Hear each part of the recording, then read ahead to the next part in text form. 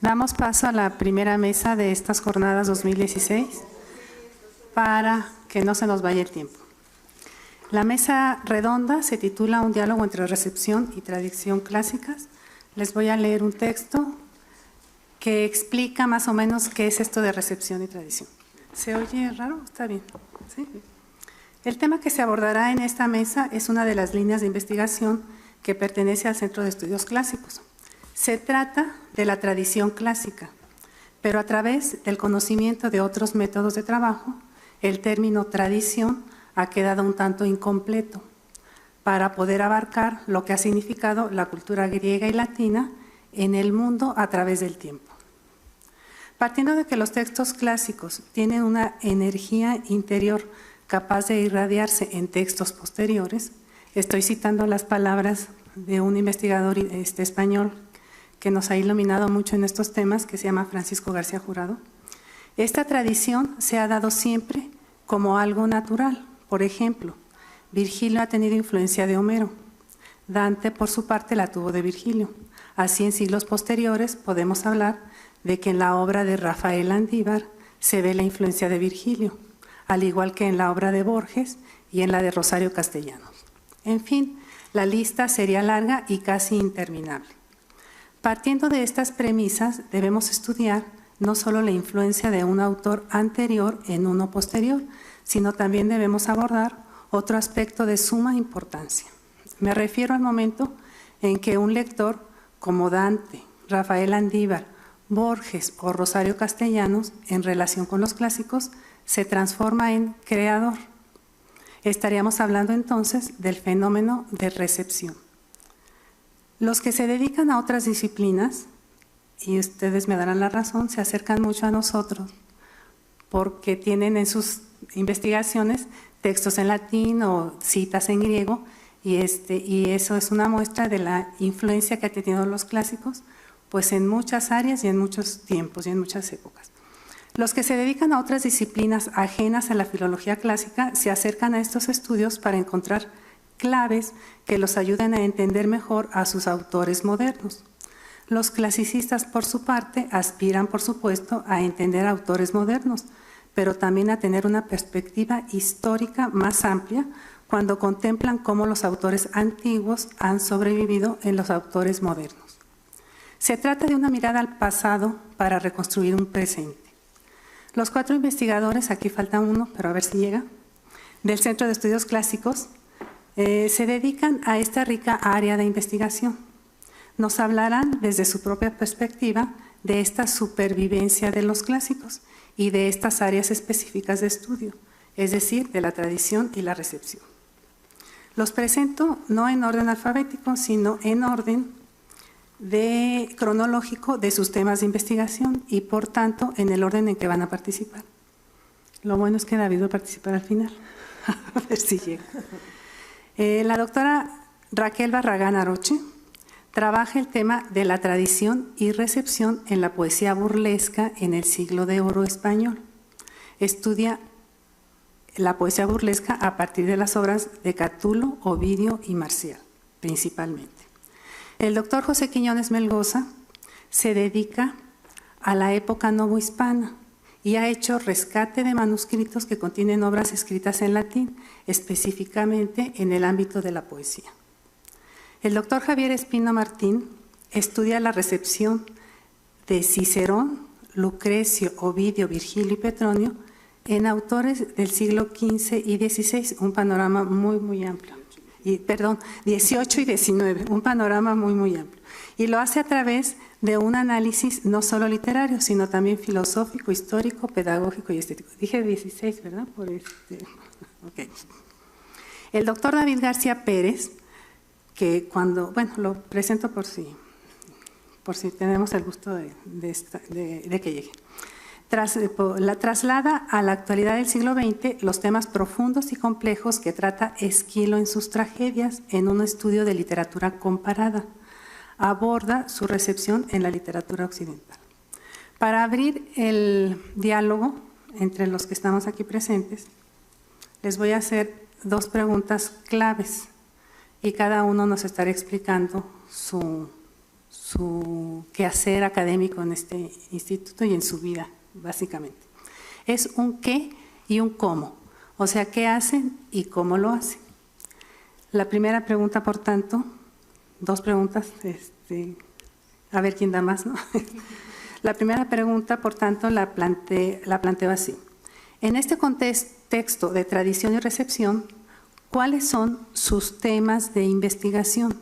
Y número dos, ¿cómo abordan en estos temas de investigación la pervivencia que han tenido los clásicos en los autores posteriores que ellos trabajan? Le cedo la palabra a la doctora Raquel Barragán. Ay, perdón. Bueno, pues antes que nada, te agradezco, Marta, y agradezco a todos los que están aquí en esta mesa redonda con formato de cuadrada, pero intentaré voltearlos a ver de lado para que un poco se pueda dar la discusión y el diálogo.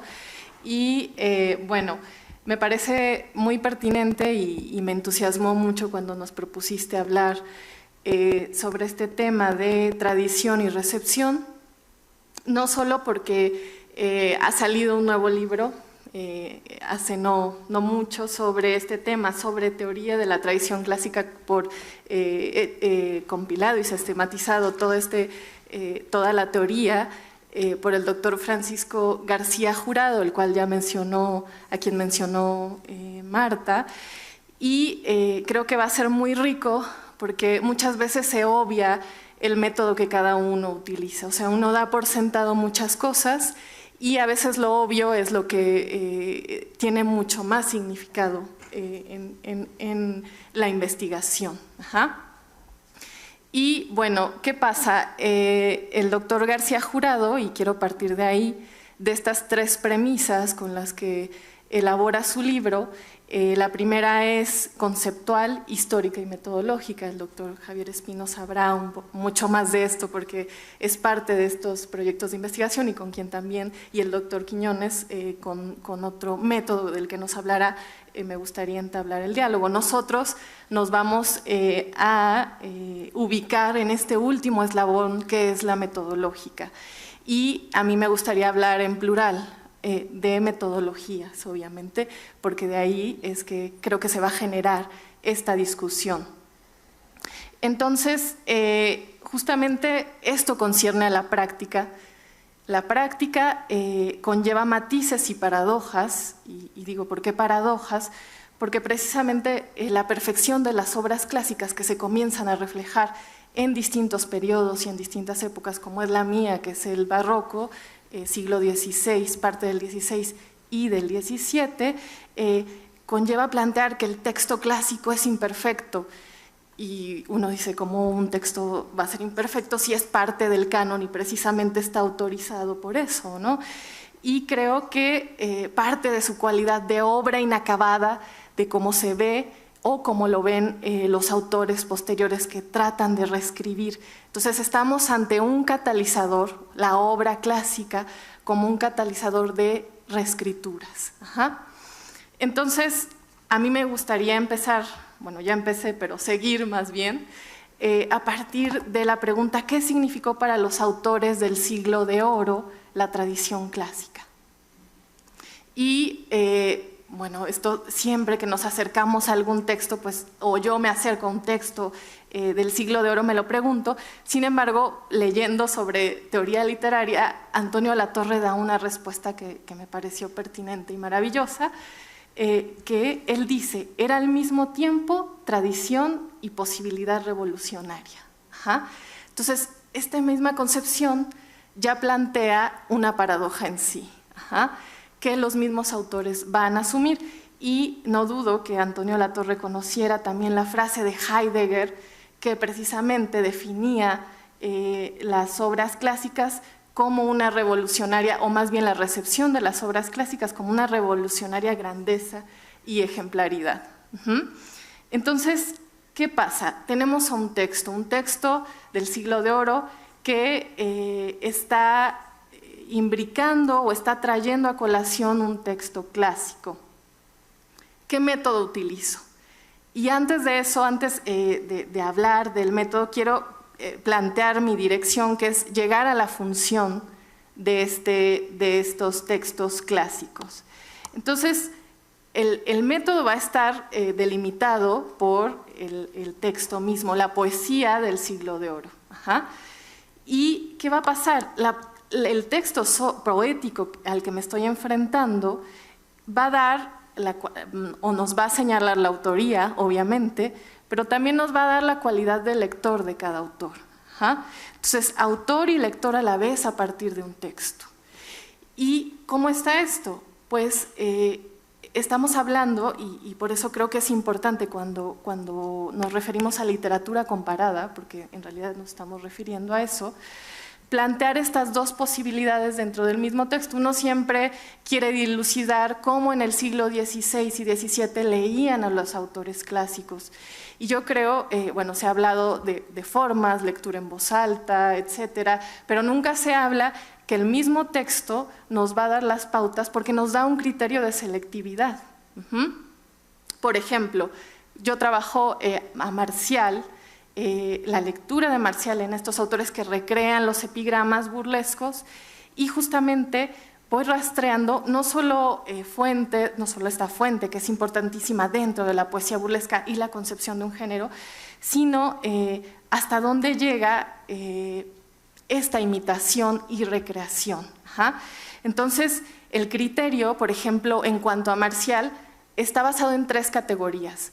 La poética de Marcial, a través de distintos siglos, vemos que es agudeza, brevedad y realismo lascivo o lengua epigramática, como lo llamó Marcial.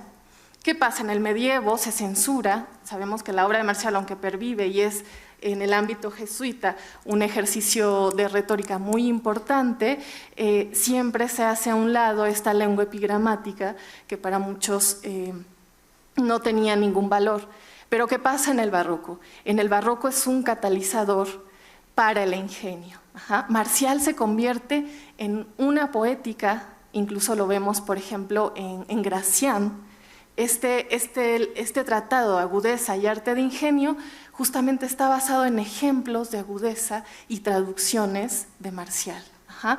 Entonces, aquí viene esta posibilidad revolucionaria de escribir en estas 3 características que tienen y subyacen la obra de Marcial, buscando ser ingeniosos, buscando ese arte de ingenio incluso a través de equívocos. Entonces tenemos a Quevedo, por ejemplo, que reproduce y traduce y reescribe, para decirlo de varias maneras, los epigramas de Marcial, pero los más lascivos, para decirlo de alguna manera, y esto circula en la época y circulan varias formas de este tipo de epigramas.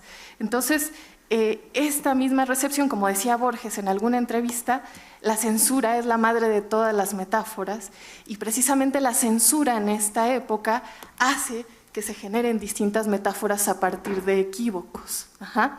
Entonces, bueno, me he ido a lo mejor hacia ejemplos muy específicos, pero esto me sirve para mostrar cuál es el método que el texto mismo nos está dando a partir de un panorama de recepción. Sí podemos usar términos de la teoría de la recepción de Jaus, por ejemplo, horizonte de expectativas. Podemos usar también esta conformación del autor como lector y no viceversa, como siempre se plantea, y empezar a entender que se está generando una estética, dentro de una estética, la estética del barroco. Ahora, ya para cerrar, porque no quiero tener el micrófono toda la hora, solo quiero decir que, por ejemplo, con Marcial, quiero plantear una diferencia entre la recepción de Marcial y de Ovidio. ¿Qué pasa con Ovidio? Ovidio no tiene ninguna censura, se interpreta de distintas maneras. Tenemos en el medioevo los Ovidios moralizados. Al llegar al Renacimiento se interpreta desde un punto de vista estético y se recrea desde un punto de vista estético. Y en el barroco se repiten muchas veces estas epilios mitológicos que vienen en las metamorfosis, me estoy refiriendo a las metamorfosis. ¿Y qué pasa? Que entonces comienza a ver y a pulular distintos textos que se convierten en los mediadores del modelo o del paradigma como tal. Ajá. ¿Y qué pasa? Entonces, por ejemplo, ayer me pasaba con un alumno, estábamos leyendo el Epilio de Polifemo, Galatea y Asis, y me decía, es que no puedo dejar de ver al Polifemo de Ovidio sin ver el Polifemo de Góngora. Ajá. Entonces, hay una mediación que da a conocer antes de Ovidio, probablemente, estos textos, y se convierten, ya hablando, por ejemplo, también remitiendo a la intertextualidad, ¿no? Como una herramienta, porque ellos tenían sus perceptivas, esto quiero que quede claro, que no se trata de imponer una teoría, sino lo que va a ser funcional dentro del texto, y eso nos va a marcar la metodología. Entonces, en el caso de Ovidio vemos que hay una mediación y transición de textos hasta llegar al texto burlesco que nos interesa, por ejemplo, ¿no? Entonces son metamorfosis estilísticas que ellos mismos toman en cuenta. No se puede entender, por ejemplo, Píramo y Tisbe de Góngora sin Píramo y Tisbe de Bernardo Tasso, aunque esto nos va a remitir obviamente también a Ovidio. Entonces son distintas formas, vemos el modelo de Marcial, el modelo de Ovidio, donde los textos mismos nos van a dar las referencias para aplicar tal o cual teoría.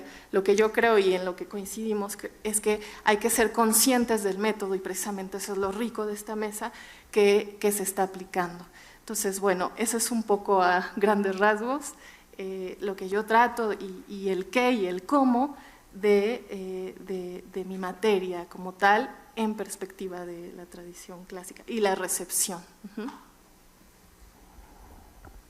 Creo que siguiendo. Sí. Doctor Quiñones. No, ya no. Pasas tú. No, perdón, el doctor Quiñones. Sí, sí. Doctor Quiñones. Lo escuchamos. Bueno, en cuanto el tema que yo trabajo, me he vuelto más un albañil, un recopilador de textos. Desde que era estudiante yo tuve acceso y comunicación con grandes maestros de bibliografía, como el doctor Mantecón, el doctor Agustín Millares Carlo, y con ellos aprendí. A mí me gustaba, bueno, ya que estaba ya estudiando letras clásicas, dije voy a reunir todos los poemas que yo encuentre durante el siglo XVI, ya sea en los preliminares de los libros, que en un principio no eran preliminares, se metían donde quedaba un espacio vacío. Y esto pues me llevó a publicar algún articulito, poesía mexicana, o algún librito, poesía mexicana en el siglo XVI. Pero no he ido a la recepción, cómo se recibió aquello, sino más bien los textos que recogía yo, que desde luego estaban ya llevaban la tradición clásica de una métrica, de unos subgéneros, epigramas, epitafios y otros himnos, etcétera, ¿no? Cuando llega la Compañía de Jesús a México, y sobre todo teniendo ya como base el pensamiento de San Ignacio de Loyola, recogido después en la Ratio Studiorum, que seguían todos los colegios fundados primero en toda Europa y después, claro, al pedir que los jesuitas vinieran también a México, pues el plan de estudios básicamente consideraba esto: estudiar a los clásicos para imitarlos. Entonces, ir recogiendo estos poemas pues no creo que hayan sido alumnos los que dejaron varios poemas, ¿no? Eran los maestros, porque dentro de los colegios había los certámenes poéticos sobre la fiesta de un santo, sobre la llegada de un virrey, sobre la llegada de un visitador apostólico de los jesuitas.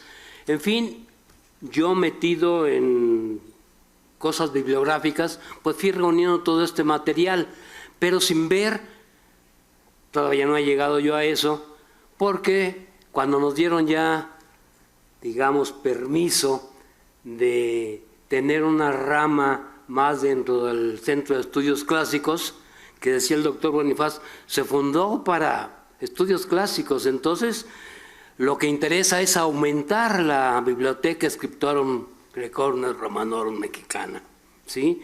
A eso iba encaminado el Centro de Estudios Clásicos. Pero las inquietudes de los estudiantes que iban llegando a la carrera y que veían otra posibilidad de no solamente ver a los clásicos, sino ver cómo los clásicos habían pasado en las composiciones que se hacían aquí, las referencias que se hacían, tanto mitológicas como de personajes históricos, como de los mismos escritores, Virgilio, Horacio, Ovidio, Catulo, en fin, de los que se hace mención. Pues a mí eso fue lo que me llamó la atención. Dije, yo voy a... Y claro, me hacía mi propia metodología diciendo que no iba a publicar ningún texto, ya fuera tomado de un libro antiguo o tomado de un manuscrito, sin que estuviera bien paleografiado, bien puntuado, aplicándole una asepsia, digamos, filológica, para que no se tuviera esto en posteriores tiempos que rehacer, que esto ya quedara, porque llegó esa euforia por el neolatín, que no lo admitían todavía en el Centro de Estudios Clásicos como neolatín, sino simplemente se remontaban a los hermanos Méndez Plancarte, llamándole literatura mexicana escrita en latín. Yo empecé con las cosas de esto es neolatín y hay que estudiarlo de esta manera y hay que ponerle determinada metodología, hay que ir por orden, porque si queremos hacer todo un recuento de lo que es la tradición clásica en México, pues necesitamos reunir todo esto y a ver cómo lo vamos a trabajar. Se tuvo la idea de hacer catálogos de cositas recogidas de lo que se había escrito en latín, ya sea de gramáticas, tratados filosóficos, en fin. Yo dije, solamente voy a meter yo, que es lo que entiendo más, un poco a la literatura neolatina y la influencia que tiene de los autores. No he llegado a ver a esta otra posición de recepción. Simplemente me he dedicado a recoger todo y no he pasado del siglo XVI porque no he terminado con él, por diversas cuestiones que también luego llegan, que estoy traduciendo esta obra que ya me asigné de algún tiempo de los clásicos, y para no dejar aparte la parte clásica y la parte neolatina, pues se ha retardado el proceso de reunión de materiales. En realidad tengo reunido todo lo literario del siglo XVI, ¿sí? Que más o menos llegarán a unos 200 poemas, entre los que están en los libros impresos en el siglo XVI, en los que hay en los manuscritos y en cosas que he ido recogiendo a veces de alguna crónica o algo, hay algún poema por ahí, algún epitafio, alguna cosa de algún fraile, de algún jesuita, ¿no? Entonces, pues, al ir avanzando en esto y ver que todos nos preocupamos en el Centro de Estudios Clásicos, los que queríamos que se metiera la rama de neolatín y de tradición clásica, pues empezamos a traducir, o empezamos todos así en el centro con un fervor a tomar de aquí, de allá, del siglo XVII, del XVIII, etc. Yo dije, no, esto hay que ponerle un orden, ¿no? Hay que empezar a ver cómo va evolucionando todo esto y empezar desde el siglo XVI y recorrerlos todos, a ver cómo se da este proceso. Eso es a lo que me he dedicado y incluso, pues, la metodología la ha ido afinando un poco para mí, pero también para aquellos que quieran meterse a este asunto de dar a conocer, desde luego, tener bien el texto, tomado ya sea de un libro antiguo o tomado de los manuscritos, que se presente de la mejor manera para no tenerlo después que rehacer, porque publiqué por ahí en una ponencia algo que se llamó literatura neolatina mexicana, quehaceres y rehaceres, cuando empezábamos a hacer este trabajo. Entonces eso de rehacer, tener que ver que se estaba publicando, a cual más quería ser pues el que diera a conocer aquellas obras, pero sin hacerle la asepsia filológica, por llamarlo de alguna manera, el aseo que debe tener un texto ser presentado y publicado. Y entonces esto pues me llevó a que teníamos que volver a empezar otra vez en algunas cosas desde el principio, ¿no? Y entonces yo también me propuse como metodología que esos textos había que traducirlos, pero no para mí ni para un pequeño grupo, sino para todo el público, y que por lo tanto en la traducción habría que meter las alusiones que se hacen a personajes históricos, las alusiones que se hacen a los autores clásicos y aquello que el lector, como va a ser para él, los pueda leer y aumente el conocimiento de la cultura mexicana.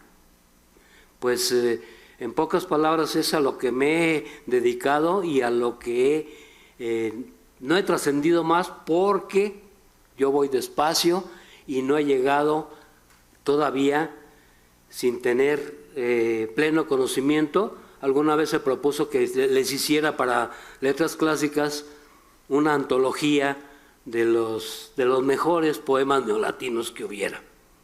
Pues me llamó la atención la idea, pero dije hasta que no los tenga todos, porque para poder examinar y poder poner un criterio de selección, pues se debe conocerlos todos y poder de algún modo defender que estos son los mejores, ¿no? Entonces, esa es mi tarea, eso, he sido un pionero en esto, por eso me considero como un albañil, nunca vengo de saco, vengo a trabajar, consultando la biblioteca, en fin, pues sí, me considero, si vengo a trabajar, no necesito el saco, necesito andar para aquí, para allá, y en fin, y en ese sentido me he considerado yo y en esta forma he ido viendo cómo avanza la tradición clásica en la literatura, sobre todo en poesía, en la literatura mexicana. Es todo lo que yo les digo, así brevemente, de mi quehacer. Muchas gracias, doctor Quiñones. Por lo que estoy entendiendo y escuchando de los compañeros, sin afán de encajonar todo lo que se hace en la palabra tradición, en el concepto recepción. Sí, nada más quiero señalar que lo que entiendo es que Raquel, por ejemplo, hace el texto, o sea, una especie de recepción de cómo lo recibió Baltasar Gracián y cómo Marcial se convierte en un realismo lascivo en Baltasar Gracián. Y cómo hace, ahorita tú a lo mejor me corregirás, pero a ver si lo entiendo bien, lo que quiero entender es que hay más recepción en el estudio que hace Raquel y en el estudio que hace el doctor Quiñones hay más tradición. El doctor Quiñones dice que viene sin saco, pero aquí ahorita trae saco.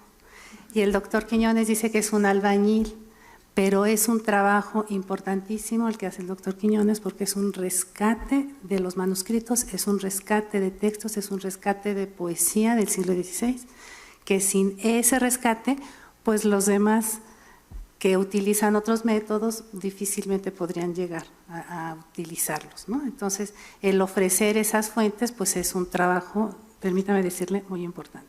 Al igual que el trabajo del análisis del contexto histórico, de cómo conocer la obra a través de la época y en fin, ¿sí? No quiero quitarles mucho el tiempo. Bueno, yo quería agregar a esto que esto es muy importante porque la literatura neolatina es parte de la literatura mexicana.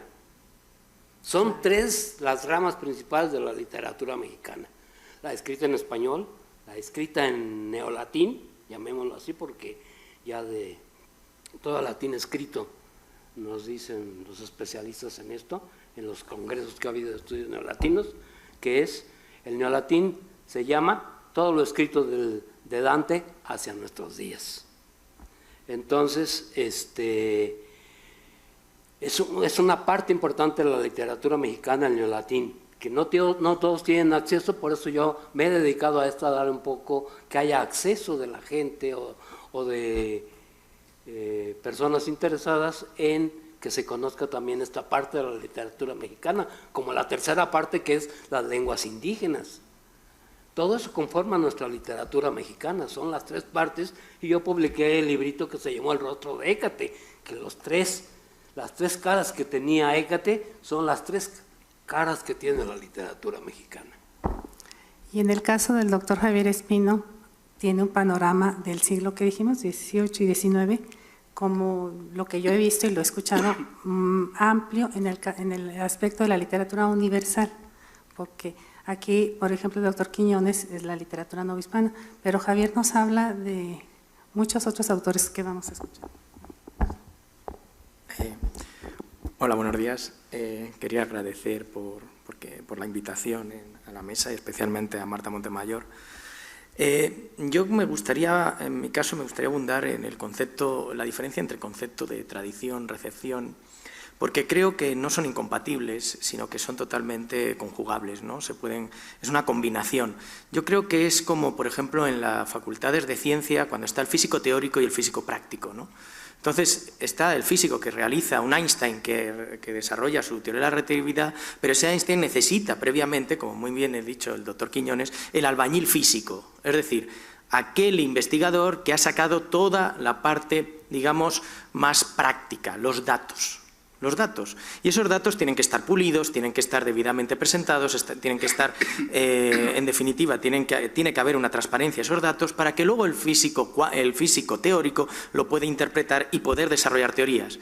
Porque el físico teórico sin esos datos, evidentemente, pues puede desarrollar teorías, pero serán teorías que no estén sujetas, ¿no? Y que no sean reales. Y yo creo que en filología pasa lo mismo. En el fondo somos los físicos de las letras. Si me permiten esta metáfora. Por un lado tiene que haber, desde mi punto de vista, el filólogo que se dedica como el doctor Quiñones, a esa parte de recuperación de textos, de autores, etc. Les quiero citar muy brevemente lo que dice un teórico de la literatura, Erich Hirsch, que dice algo así que cuando cuando hacemos relación al autor clásico en sí mismo, ese autor clásico en sí mismo es objetivo e inalterable. Y luego, por otro lado, la segunda análisis que tenemos que tener es cuando aplicamos a ese autor a diversas situaciones históricas y a diferentes sistemas de valores. Ahí es donde empieza la recepción. Si la tradición es, yo veo a Ovidio, a Virgilio, a Lucrecio, que es citado en tal y tal obra, en tal y tal época, y lo que hago es reconstruirlo en cómo es citado en toda su pureza, estoy manejando tradición, estoy siendo como el físico de la práctica, ¿no? Pero cuando ya le doy la interpretación de por qué se le cita, que eso es lo que a mí por lo menos ese es mi campo de trabajo, por qué se está interpretando, por qué se está citando, por qué se está aludiendo a tal autor clásico frente a otro, ¿por qué? Ese porqué, esa argumentación, ese modus argumentativo, eso es lo que, desde mi punto de vista, es lo que trabajaría la recepción. Ahí entraríamos ya en teorías de la literatura, ¿no? Y que la teoría de la literatura son los que aplican un poco las metodologías, ¿no? Antes Raquel ha hablado de Hans Robert Jauss y de su horizonte expectativas, que es un poco la idea de el lector que espera, ¿no? O el horizonte ideológico de Bakhtin, ¿no? ¿Qué ideas tiene el lector como para interpretar o reinterpretar ese autor clásico? Así, por ejemplo, yo me he encontrado con una interesante visión de Lucrecio, por ejemplo, en el siglo XVIII, ¿no? Donde los ilustrados les interesaba ese atomismo. ¿Por qué? Porque hay un contexto histórico, filosófico, etcétera. Es inevitable que todo filólogo que se dedique a la recepción necesite establecer puentes con otras ramas de las humanidades. Inevitable, como la historia, como la filosofía, como la estética. Entonces, de esa manera yo puedo acercarme a por qué, por ejemplo, Voltaire está citando a Lucrecio, o de qué manera le cita. Claro, así le doy sentido. Si simplemente me quedo en que, bueno, pues le cita, nunca llegaré a saber qué importancia o qué impronta o qué reconfiguración tiene ese autor clásico en la modernidad.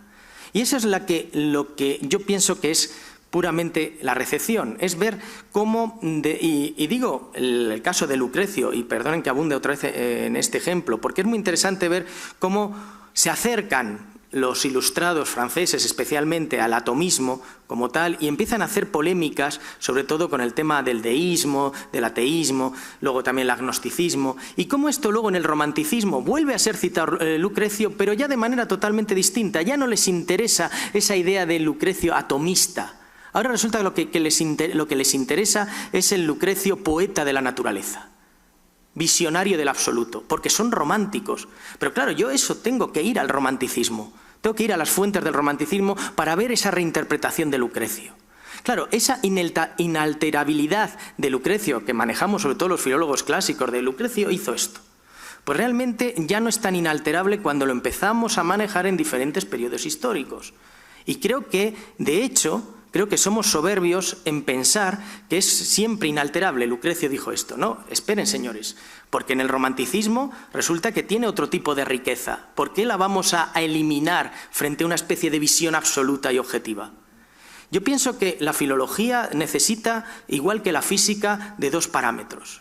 El físico o el filólogo práctico, que puede hacerlo un mismo filólogo, lo que pasa es que le llevaría toda una vida, ¿no?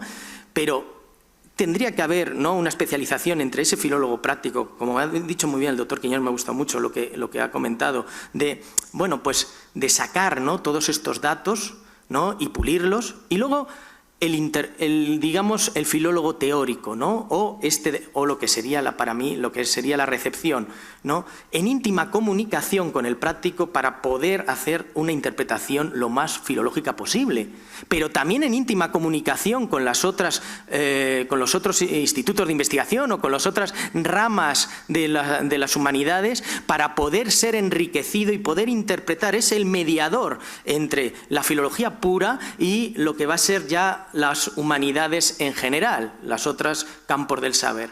Entonces, creo que ahí entraría esa recepción como mediadora. Claro, la recepción la podríamos ver desde una perspectiva más elevada, en el sentido de yo, lector del siglo XX, analizo cómo en el XIX y en el XVIII están interpretando un mismo autor y cómo este cambia, ¿no?, cómo la manera de ser interpretado es distinta de un siglo a otro a partir de paradigmas históricos, filosóficos, etcétera. O bien, por ejemplo, lo que hace Raquel Barragán, que es, bueno, pues interpretar en un mismo periodo lo que los mismos lectores de ese mismo periodo, lo que las mismas poéticas de ese mismo periodo están leyendo de ese autor clásico. Que es otra manera de recepción, más limitada en ese tiempo, pero también se necesita que se encajone con la visión más general y luego la visión más concreta de, como ha dicho muy bien el doctor Quiñones, de albañil filólogo, ¿no? Y bueno, yo creo que con esto creo que más o menos he dado una visión de lo que considero que es tradición, recepción. Para mí no es para nada en absoluto una elimina la otra, sino que es como el de edificio, está el arquitecto, está el aparejador y está el albañil. Bueno, pues somos un poco eso, ¿no? Y yo creo que lo interesante es tener conciencia de eso. Yo creo que el problema yo pienso la filología clásica es una cierta falta de método, de decir, bueno, pues yo hago esto, tú haces esto, y cómo lo hago, soy consciente de que lo estoy haciendo de esta manera, sino que muchas veces tendemos a un cierto individualismo un poco quizás soberbio, y luego ya desde otras ramas empiezan a criticar, decir, bueno, ¿y usted qué método utiliza? Ah, bueno, el mío, no, bueno, el suyo, díganos, ¿no? Y claro, y vienen las críticas desde historia, desde filosofía, etcétera, ¿no? Yo creo que sí se necesita una conciencia, lo cual no quiere decir que el trabajo que hagamos esté mal, en absoluto, es un trabajo loable, pero quizás se necesita una mayor ordenación, ¿no?, y una mayor compenetración de las partes las partes que vamos trabajando. Gracias. David, les preguntaba yo en un principio el qué y el cómo, o sea, qué trabajan y cómo en este contexto de recepción y tradición. Para no salirse de la metáfora que se está construyendo aquí con albañiles y demás, voy a continuar con esa idea para explicar al modo en cómo llego a este punto de la investigación o de la línea que yo sigo. Y bueno, suscribo totalmente lo que dice tanto el doctor Quiñones como el doctor Espino. No escuché todo lo que dijo Raquel, pero hemos trabajado también en conjunto en algunas cuestiones y de todos modos ciegamente lo suscribo también, aunque esto de la recepción y la tradición clásica yo tengo mis reparos que no vamos a discutir aquí por falta de tiempo. Entonces sí hay un maestro albañil, diría yo, que luego en las clases de letras clásicas le enseña a los ayudantes de albañil. Y esos ayudantes de albañil aprenden en ese colegio de letras clásicas estas herramientas que son primordiales para hacer trabajo de filología clásica. Y esto metodológicamente no se puede levantar, no se puede poner un cimiento si no partimos del conocimiento lo más profundo que sea posible de estas dos lenguas, en este caso para las letras clásicas, del griego y del latín, que sabemos que es un vasto universo y que luego tenemos que hacer parcelas para hablar de épocas, de un griego de tal época, un griego clásico frente a un griego helenístico, un autor clásico frente a un autor arcaico, etcétera, etcétera, y ya empieza uno a especializarse en ese gran edificio. Si alguien coloca el tabique, si alguien hace la mezcla, si alguien pone la luz, etcétera, etcétera, hasta tener toda esta cuestión. Pero me parece, sí, como dice el doctor Quiñones, sin este trabajo que significa, como lo que hace él, el rescate de texto, lo que va después de esto, que quizá puede ser estos acercamientos, estas traducciones. Como ya se ha dicho, el Centro de Estudios Clásicos fue pensado originalmente como un centro de traductores, que así se llamaba antes de su rebautizo, digamos, y durante mucho tiempo el objetivo era ese. De hecho, durante muchos años, para ingresar al Centro de Estudios Clásicos, el proyecto que, y es lo que yo sé, a lo mejor me engañaron, no lo sé, era proponer a un autor y su traducción, es decir, en qué periodo, en qué lengua, etcétera, te vas a centrar y qué es lo que vas a traducir. Al menos cuando yo regresé a este instituto después de un exilio, fue precisamente qué vas a traducir y qué vas a proponer, ¿no? Pero el proyecto que después yo presento al instituto tenía un recorrido que, como se ha dicho, empezaba, diremos, siguiendo la imagen del edificio, por ya tener un poco servida la mesa y hacer un trabajo de interpretación, una tesis doctoral que tenía que ver con la figura del héroe y que llegaba hasta los héroes modernos, que no son contemporáneos, propiamente hasta Superman y Terminator, y que arrancaba con Aquiles, pero la figura central era Prometeo, y que quien asesoró esta tesis de primera instancia me dijo: no, búscate otro asesor, porque no es un tema clásico, como se entendía todavía esto de los estudios clásicos. Yo estaba convencido de mi proyecto. Esta persona me dijo: ve con otro colega de literarios a ver si pues ahí en la literatura entra este tema. Me dijo: no, porque yo no sé de clásicos. Entonces ve con fulano para que él, que está un poco entre los clásicos y la literatura y la hermenéutica, y ya les doy pistas, a ver si te asesora. No, porque esos temas, sobre todo de literatura y demás, pues yo no me siento capaz.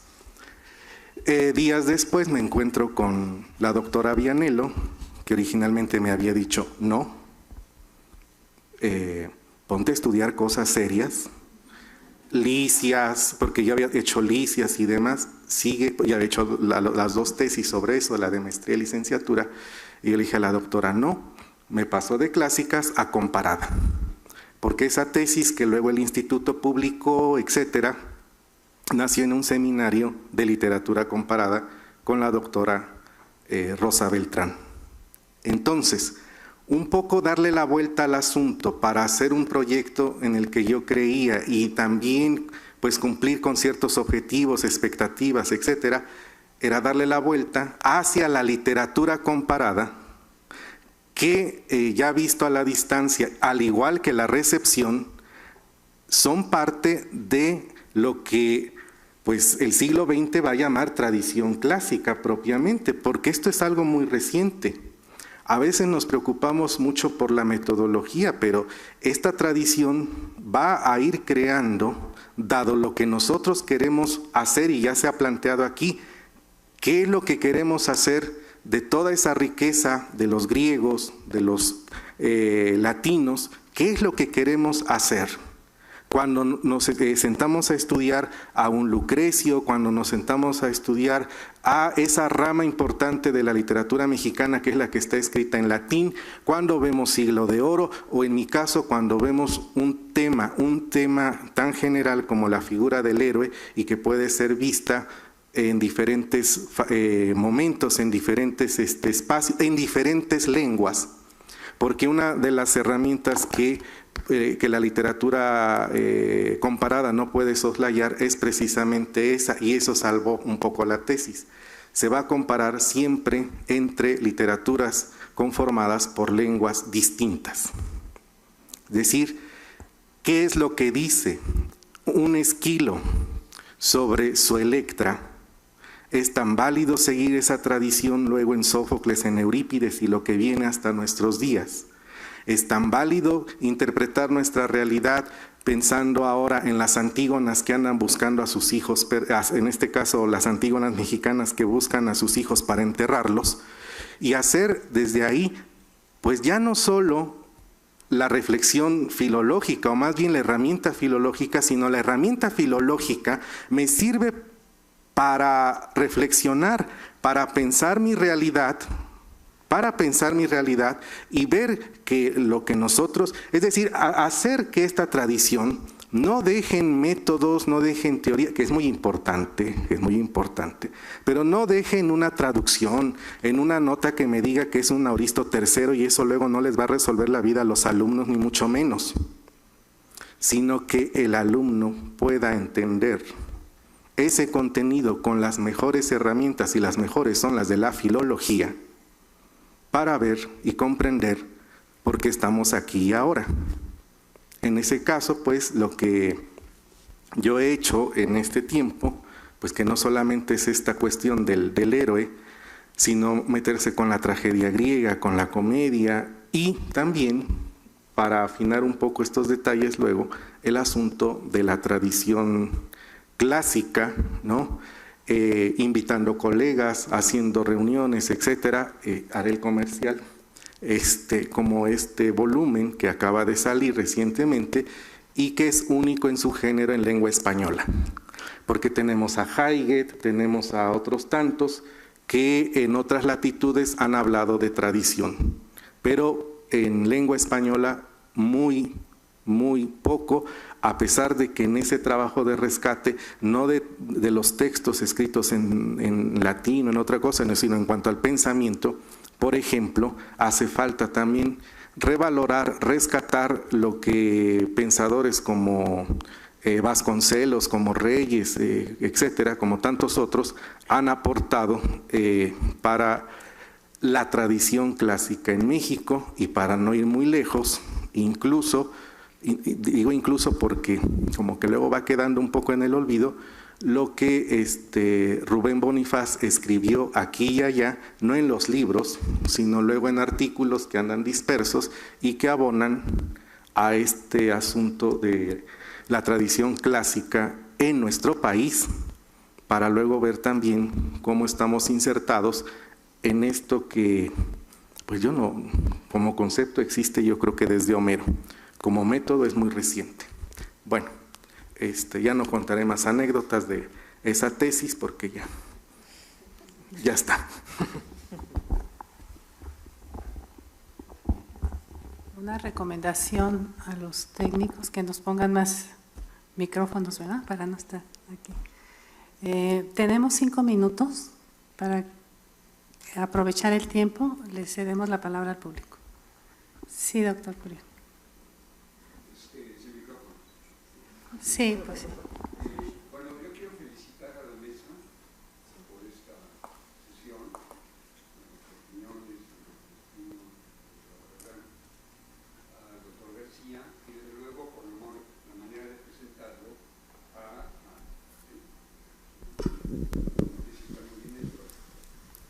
De hace mucho rato me preocupa una expresión que tomo de la geografía, pero también está en, que es el de fronteras.